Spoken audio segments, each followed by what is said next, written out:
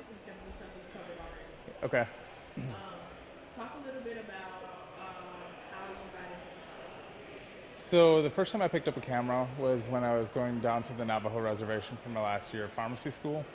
My last 6 weeks, I did a rotation out on the Navajo res at their local hospital there, and I wanted to have a nice camera to document that. So with that, I picked up a camera, and I've just kind of been shooting ever since.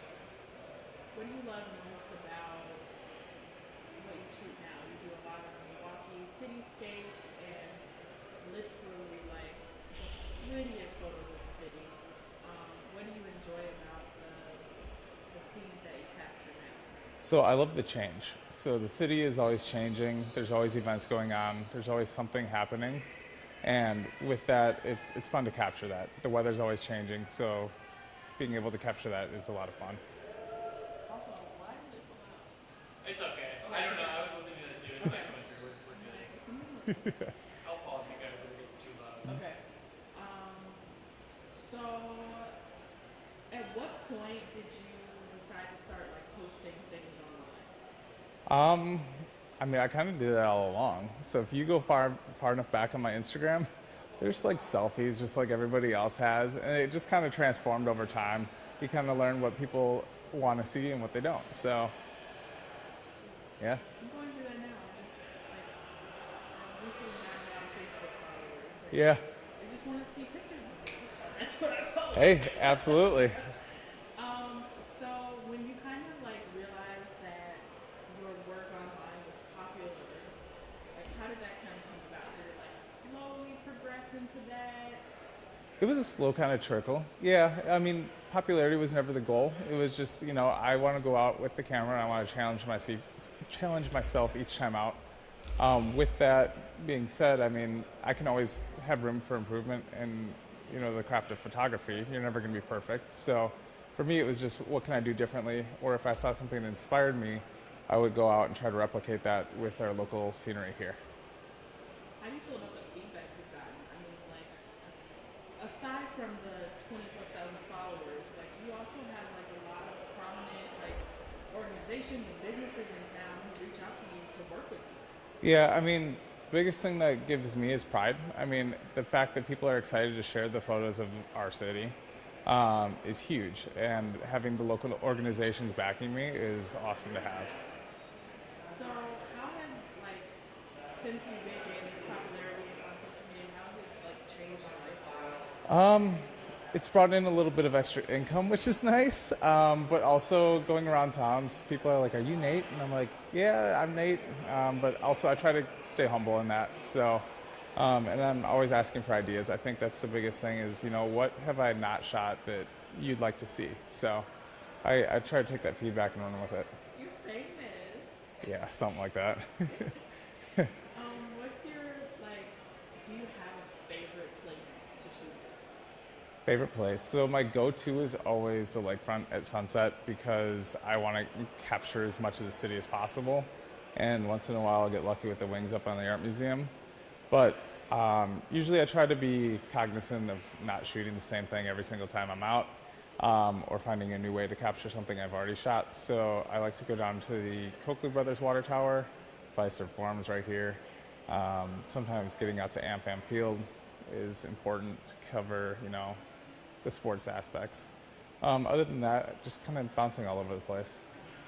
Yeah, my cover photo on Facebook is a picture you did with Pfizer when it was fireworks. Oh yeah. So when there's like big events and stuff, do you like make a point to get out? So that's what I've been working on this year. I always felt there was like the pressure, and so many people are like, "Hey, did you get out and capture this?" And sometimes it's like, "No, I've got to live my life a little bit." And sometimes what I've been trying to be more cognizant of is actually going out and enjoying events and not feeling the pressure of you have to capture this.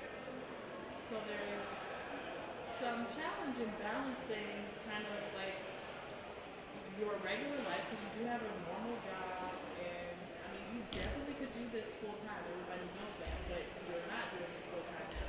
Hmm. Do you ever like find it challenging to balance that, to balance people's expectations and continuing to please people in what you post and what you're shooting versus just like being a normal freaking person? Yeah, I mean, the balance is I don't want to do anything that's going to overwhelm myself. So I try to be cognizant of that. And when I'm working with clients and working with people looking for photos, I'm very honest and open with, hey, I do work full time as a pharmacist. I I will get this done for you and I will work with you on it, but I need to do that on my terms. And if they're not willing to work with me or it's not something that aligns with, what I envision for myself, then I'm not going to go forward with it. That's good. So you have this sense of control over what you're doing. Do you think that's because this is not what you're not betting all the eggs on it? Right. And I think that's what brings me enjoyment. So I'm not going to take a project because I need money. But is it something that excites me? Then I'll go for it. Can you talk about what are your favorite kinds of projects to do when you are partnering with, a business or organization? So I love architecture. So I've worked with a few different projects. I've actually worked with the trade here. Some of those projects really excite me just because it's encouraging that change that I mentioned earlier, that I like to see the city always changing. So being able to capture that change is exciting to me. Other than that, working with local travel agency like Visit Milwaukee's been great. And then working with different offices around town to put some of my photos in their offices has been really, really rewarding. And you have a calendar. Yeah. Can you talk about that? So I did a calendar last year and I had them available at the night market and they were really, really well received. So decided to bring it back and do it again. That's awesome. What do you want people to? Let me backtrack. So, I think that similar to what you do, what we do is about creativity and passion, and there's, there's an artistic element of it, and when we are in that element, we're hoping that people take away something from what we put into it. What do you hope people take away from the work that you do? I want people to realize that Milwaukee is a beautiful city. I know there's so much crap that happens, around the city that, makes you a little sad, makes you a little depressed. But at the end of the day, it is a beautiful place to live. I think people should be proud to call this place home. So that, I guess, is what I'm trying to get out of it. What's the coolest thing that's happened to you since you kind of got popular? Cool interviews with people like you. I've got invited to a lot of cool events around the city, so that's been cool. So, and then just new opportunities, I think. That's awesome. Is there anything else you want people to know? No, come follow along and see what I capture next. Cody, do you have any questions? What kind of gear do you use? Of You course talked that's- about Of course the that's progression of gear. How did it start? Where are you at now? You keep looking at kind of Todd's. Yeah, so I had a Nikon originally, and then everything went kind of mirrorless. So I picked up a Sony because Sony was leading everything in that category. So now I've got a Sony A7R IV, and then I've also got a DJI Mavic 3 Pro. Although I kind of want the Mini now, so. The Mini is nice. Yeah, we just got a Mavic 3 Pro at the station, and I've only gotten to fly it twice, but that thing is. The zoom on there is super nice. It's Yeah. very nice. The Mini is cool though because it's so much more compact if you're carrying it around and stuff like that. Plus it's $249, so you don't have to worry about registration. Right. So, I don't know. I'm trying to get one for myself, and I can't decide. Yeah, so I've already got the big one, but I figured the portability of the little one, just like having it in your pocket at all times or having it in my car, I could just be like, all right, let's fly. Right. So. What advice would you give someone who is maybe already interested in photography and wants to get their work out there?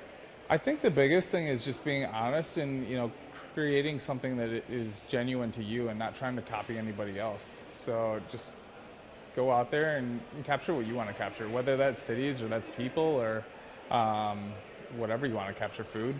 Then go out and capture that, but also be realistic about expectations and just keep pushing yourself to grow. I have one more question. It's kind of a path. So you're a pharmacist. Can you kind of talk about that interest? I mean, what led you to want to be a pharmacist on the other side of things, So I was originally going to school at UWM for engineering, and then I had worked at Walgreens, and I got to Calc 2 and was like, no, this is not it. I don't want to do this. I think it was more so the teacher versus the actual class, but I worked at Walgreens and I was like, oh, I could go see what a pharmacy is about. So I went back and I tried out the pharmacy. I was like, I could do this. So I went to pharmacy school. Yeah. It's a shocker. You never know.